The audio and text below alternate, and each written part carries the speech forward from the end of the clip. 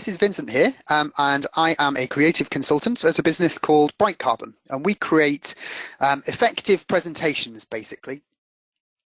So we're going to be spending the next half hour or so answering a lot of the questions that you sent in ahead of today, which are really helpful in creating the architecture to the session and making sure you get the most out of the time spent. So one of the first questions, and probably the most common question that we're asked actually, is around, are there some specific rules with regard to presentations? When I have a PowerPoint, when I'm stood up and delivering it, what is going to make it really effective? And you know, we use all kinds of different marketing material in the world, from videos to PDFs to infographics and all kinds of different distribution tools. But I think that PowerPoint is that one piece of software that harmonizes everything. Everyone has it in some instance on their laptops or experiences it in their everyday kind of work. The challenge that most people have, though, is that they end up falling asleep when watching PowerPoint presentations. And to really understand why that's happening, it's around what we're doing on the slides. Now, there's a bit of theory here that shows that it's physically impossible to actually read and listen at the same time. So a good example is if you're trying to read a book and you've got your partner speaking to you at the same time, there's no way that you can actually do the same thing. It's the same part of your brain that's trying to understand and decipher both. So everything kind of turns to gobbledygook. So if you've got lots of text on a slide with a presenter that's just reading out that slide, it actually takes them a lot longer to read the text that's within the document, within the presentation, and it ends up irritating your audience. They get distracted and end up doing other things. And again, in the same way of not listening and being able to read, they end up doing neither. So the message isn't really coming across. In fact, it's been proven if you just stand up and deliver a presentation without the PowerPoint slides, it has been proven that audiences actually remember more of the content. So that's quite a big thing if you think about that. If you're going to present with just lots of bullet points on a slide, you're actually doing yourself a disservice to a certain extent. So to understand why this is happening, we need to get in our funky PowerPoint design DeLorean and go a little bit back in time.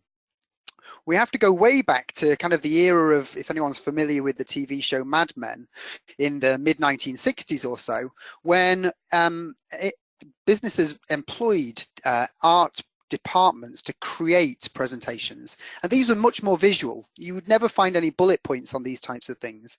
Yes, they do look dated, but they're actually very good at communicating their message and allowing a presenter to stand up and deliver. Now, fast forwards on a few years to around 1985, the invention of good old Microsoft with PowerPoint, and what ended up happening was that all of a sudden everyone has the power to create these types of visual presentations. No need for the acetate and the overhead projectors anymore. But of course, the big challenge that you've got then is that Microsoft almost allowed people to just start putting text on the slides. They almost encourage bullet points throughout presentations. So what you now have is thousands upon thousands of PowerPoint presentations being developed and delivered every day that are basically very rich text documents. So not only is it not effective to use lots of text in slides, but also a little bit around kind of the structure that we'll go into more detail of before. I'm hoping that this initial bit of theory is quite meta in a way, because on the left, you've usually got a presentation that has all kinds of information that's boring about our business, and this is what we do, and read this and read that. And actually, a presentation that shows them visuals and integrates animation is going to compel your audience much more, and it all becomes a much more effective tool. And what you're actually watching at the moment is PowerPoint. You know, there's no hidden tricks. We've gone into quite complex details with graphic design to a certain extent, and of course animation, but the story that I'm telling is all aided through the use of PowerPoint. So again, rather than having boring content on our left-hand side where we're just talking about how great we are as a company, later on we'll be discussing the structure as well. So in terms of today's session, what are we going to get out of today? Well, it's going to be a little bit around kind of the design and storytelling that you're able to use PowerPoint for, and that should hopefully allow you to develop content and presentations, either for standing up and delivering or just using it in general. What is it that you use PowerPoint for? Do you present your deck to an audience, or is the answer more around you create a PowerPoint presentation and then send that presentation on to others The reason that we ask that is, you know, everything that I've just shown as a presentation works really well in a presentation style environment when I'm stood up and supporting that information. You really need to think carefully when you're developing a PowerPoint presentation as to whether it needs to be self-explanatory, in which case I don't like to think of it as a presentation actually. It's a readable document that you're going to be sending on to others, that they need to read what's on there and it needs to make sense. But I can see obviously the majority of people that are on the line today are actually creating content that they're standing up and delivering as well. And that's where you get to have some real fun with your slides. You can afford to be much more visual and you can get rid of a lot of that text. The challenge, of course, that you're faced with is when the text isn't there, do you know your content? But that is, of course, the key to rehearsing and knowing what your content is. So hopefully that gives you a few ideas. And now we're just going to be kind of talking a little bit around some of the quick efficiency gains. So one of the other questions that came through over the last few weeks has been, how do I speed up in PowerPoint? How do I get the most out of it? Obviously, people have day jobs. When you're put upon to create a PowerPoint presentation, you want to be able to create effective and good looking slides in as quick a way as possible. So I'm just going to share 2 or 3 quick tips with you now that are hopefully going to help drive some of them efficiencies as you're creating your own content moving forwards. So the first thing is around some of the keys that you use. You know, on your keyboard, you can actually there's some real helping hands just by using some of the buttons on a keyboard. So my best friend on the keyboard, for instance, is the Shift key. If you hold down the Shift key when you're trying to draw any shapes in PowerPoint, you'll notice that rather than drawing a square that isn't quite a square, hold down Shift and it locks down the parameters. So it means that you'll always get a perfectly formed square, or perhaps more helpfully, if you're sick and tired of drawing circles that always end up like squished ovals, again, hold down that Shift key and all of a sudden you'll get perfect circles on your slide. So that can be really helpful when you're developing just simple objects in PowerPoint. Again, the Shift key can be really helpful from a basic level of being able to select more than one thing on a slide. So if I wanted to click on 4 of these squares, for instance, if I hold down the Shift key and click, you can now see that I can select multiple. So maybe I want to delete these ones out, or perhaps I've selected them multiple. I would like to just change the color of them ones. So it gives me that ability to select lots of different options. So a real helping hand there. The other thing that's really helpful, again, our best friend, the Shift key, when you're resizing content, rather than, again, making a circle become an uncircle, an oval, or a square, unsquare, or keeping the parameters, particularly helpful if you're using images and you keep on compressing them. Hold down that Shift key, and when you change the resize on the corners, it will change the size of that object, but it won't make it taller or shorter or fatter or thinner. So the Shift key comes in really handy again. And then we have that conundrum of moving things around a slide. It may well be that you've got several objects and items that you've very carefully and painstakingly aligned, but you need to actually move something else. Well, if you hold down the Shift key as you move something, what that actually allows you to do is move the object perfectly vertically or perfectly horizontally. So it gives you that added control rather than moving or nudging something just out of alignment. So that can be really helpful as well. And then there's also another really handy thing about the Shift key. If you're ever drawing lines, this is something that when we do the PowerPoint training for people, they really seem to get frustrated when they're trying to draw lines on slides, maybe to create a graph or just to have a bit of text inside it. If you're sick and tired of having a line that's always just not quite straight, it's a little bit wonky, again, hold down your Shift key. When you click and draw your line, you'll see now, even though my mouse cursor is in a different position, it's perfectly horizontal. If I let go, there's my horizontal line. Or if I hold down the Shift key and drag upwards instead of across to the side, it's perfectly vertical, and then there is a third option within there which is at 45 degrees. So just keeping your finger on that Shift key should allow you to really work through get your lines in the right way, so that then you can start to draw. So here, for instance, we've drawn a couple of lines that we'll use as an axes, and in a short while I'll show you how you can then start to build your own bar charts and graphs using things like that. So really handy techniques there. So that's quite helpful. And then, of course, copying content. So again, I think that what everyone's trying to achieve with PowerPoint is to make their PowerPoint presentation not look like PowerPoint.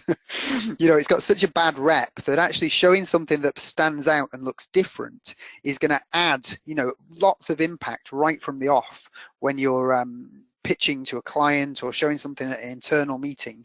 And one way of working with that is thinking about just that backdrop. Does everything need to be just placed on a blank slide, or even this one where we've got some pens on it? If I just come out and hide the background, so I've got a white slide here, we can think about how you build up using shapes specific areas. So using rules of thirds, there's a big rectangle, and it may well be that you could place your agenda in here or different points over here on the left hand side. But also when we build up slides, rather than having 5 bullet points, if we're trying to explain a process, for instance, it might be really nice to, let's just go into insert and place in a forward facing arrow, a chevron, or as our American compadres usually like to call it, the tire truck symbol. But I'm pretty sure it's still called a chevron. So here's a chevron. Now, if you'd like to increase, so let's say it's a 5-point process, you'd usually right-click and copy, and then right-click and paste it in, and then once you've pasted it, you can try and move it into position again. Well, actually, there's another really neat trick. If you hold down your control button, you'll see how the mouse cursor, when you're over an object, turns into a little plus sign. If you click and drag while holding down the control button, you can create duplicates wherever you drag and drop that item. If you do it while holding the shift key, then really quickly we can create 2, 3, 4, 5. So all of a sudden you can start to draw your own diagrams in PowerPoint. And again, this is where your slides can start to look much more interesting, just with a couple of clicks and knowing how to do things a little more quickly. So I hope that there are a couple of efficiency drivers in there just by using the shift key, everyone's best friend, and maybe the control key to duplicate things over. Just think about that slide space. So on to the next question. How do I make my data more impactful when I'm presenting it? So really good question. You know, data is something that can be very hard to interpret and understand, but you can really use PowerPoint to your advantage with that. You can use it from a geographical perspective, building in maps that you can see here, but also if we think about, you know, normally you'd probably bring in an Excel chart, so you'd copy and paste it over. But if you're showing overarching big figure details in a short amount of time, then using PowerPoint objects is absolutely legitimate. We've got some icons down here on the left hand side, but hopefully I'll just animate it again. You can see how using simple rectangles in PowerPoint and a masked option allow you to push through these differences for all of these different stats on a slide. Again, adding impact to your slides rather than just the traditional copy and paste from Excel. So is there a way that we can create this? Quite often when I show people this, they say, well, that's all good and well, but how do you make sure that this is accurate? How do you know that that's 2.7 and this is 3.1, for instance? And you know, there's a really easy way of doing this in PowerPoint. So I've already explained how you can draw a line to make sure that it's perfectly horizontal or vertical. We use the shift key. So I'm just going to draw a line. There we go. Now, if I click on that line and do Control D, it duplicates that line. It makes a secondary. And if you just drag that line up to the same position as this one, that has to be your next action. PowerPoint does something fairly magic now. It's remembered that you've duplicated that line and placed it this far apart from the original. If I now press Control and D again, watch what happens. It creates a third line with the same space, 4th, 5th, 6th, 7th, 8th, 9th, 10th. Okay, so now I know I've got 10 lines that have exactly the same distance between them. So if I were creating a bar chart, for instance, and we're talking about how our revenue rate was around 60% of capacity last year, the forecast for 2018 is to get up to 80%, and by 2020 we really need to be up to that 90% level. All of a sudden I have built some accuracy within my slides just by using the lines. You can always delete the lines out, or you could always change the color of them and make them kind of subtle in the backdrop. But if I just select these lines now and just change that to a much lighter gray, There we go. And of course, if I want to put the statistics in, you can just type straight on into an object. So 60%, and let's right align it in the Home tab. And if I now say this one was 80% and then 90%, there we go. The temptation then, once you've built your graph, would be, of course, to right-click and group it together. If you've got that as an active group, it means that you can change the scale and size of it. It may well be that you've got some more information that you're looking to build out here. So you can put your text over here on the left-hand side. So again, it's just thinking about your slide space and making the most of it. Not thinking about lots of bullet points and all your message. By all means, use the speaker notes to help explain what your scripting should be. But what you've got up here is now something that looks much more engaging than just opening up Excel and pasting it on over.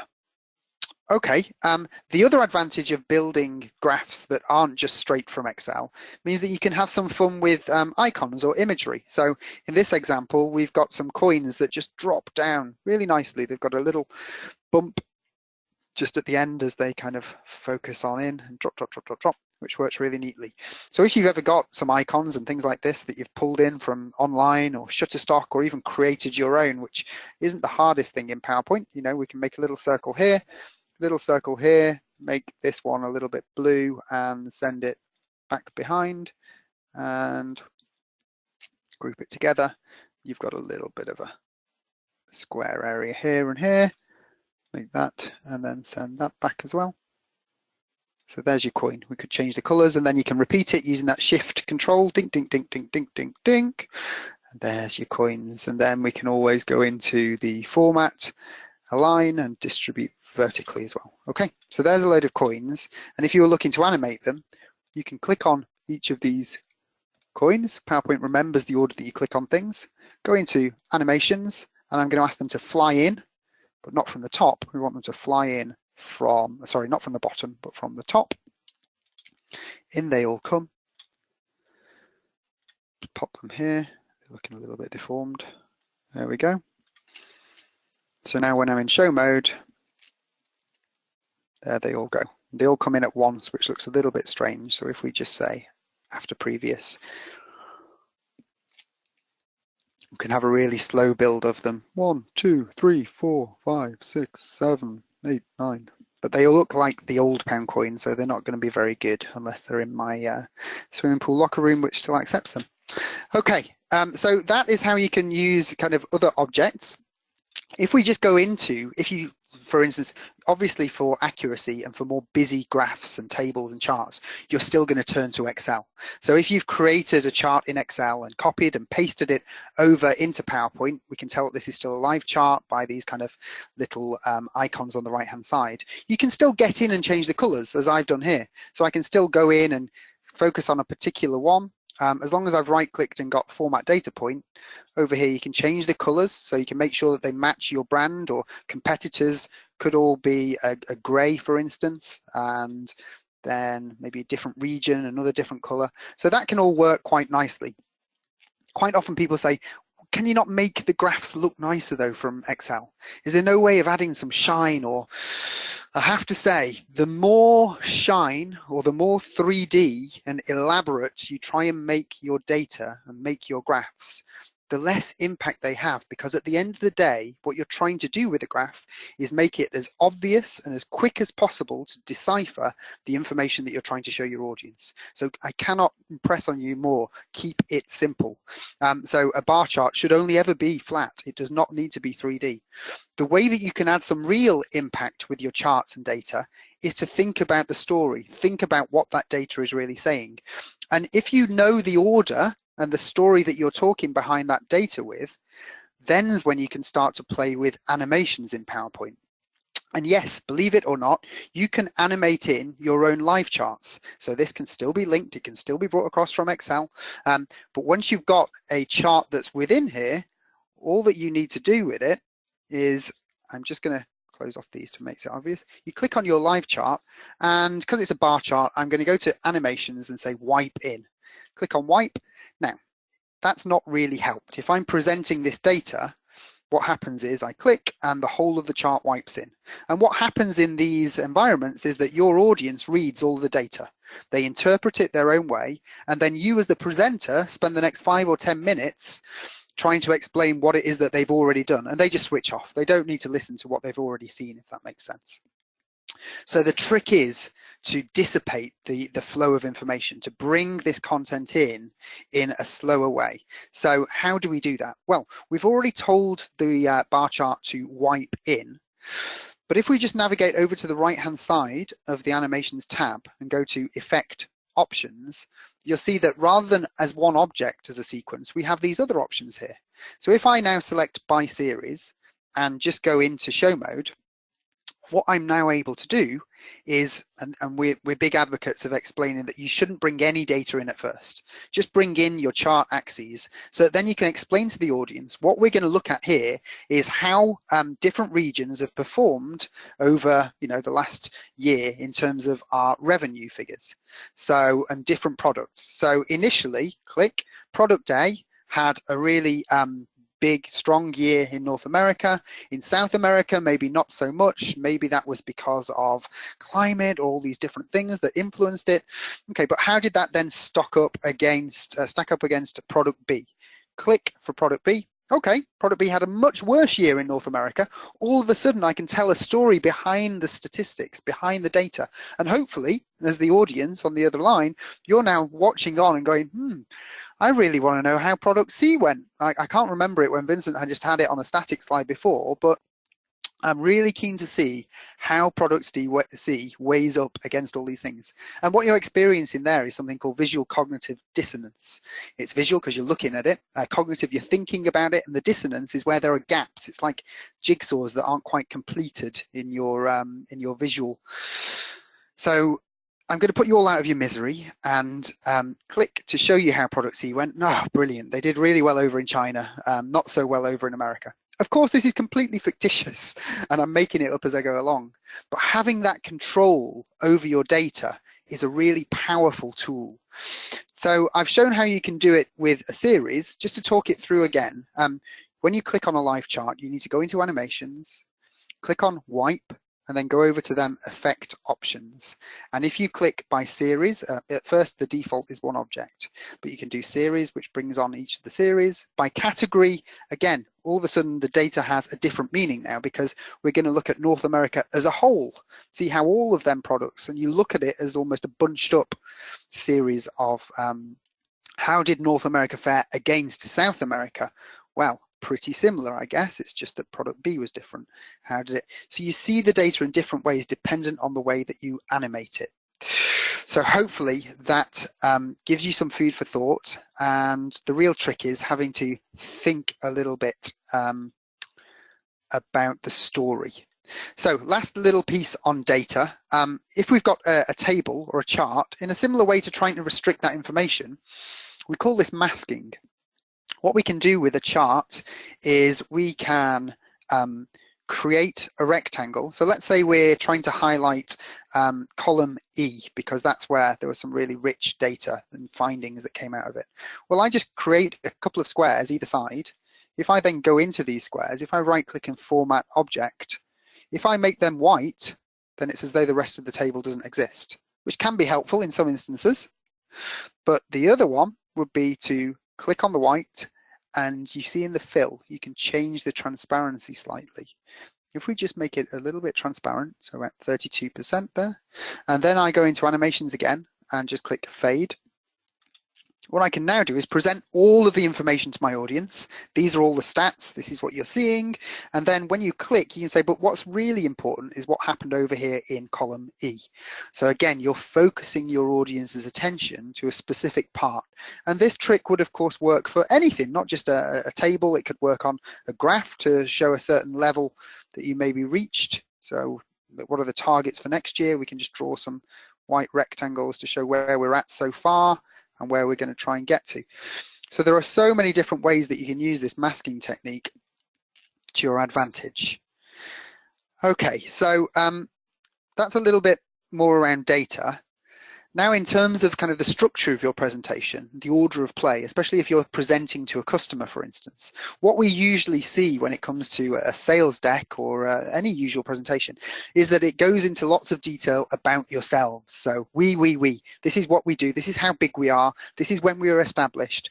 Lots and lots and lots of slides talking all about how great we are as a business. And then at the very end, we come up with the solution. This is actually what we can do for you. These are the benefits we can bring to you.